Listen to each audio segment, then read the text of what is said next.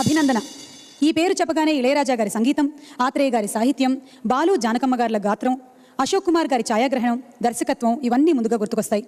అయితే వీరందరికన్నా మనం ముందుగా గుర్తు చేసుకోవాల్సిన వ్యక్తి ఆ చిత్ర నిర్మాత ఆర్వి రమణమూర్తి గారు.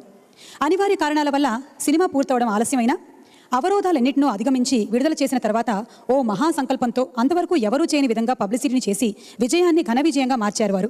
మాకు తెలిసి 81వ రోజు నుండి 100 రోజుల వరకు ప్రతిరోజు ఒక కొత్త పోస్టర్ని ముద్రించి ప్రచారంలోనే ఒక కొత్త ధోరణికి ఆద్యులయ్యారు.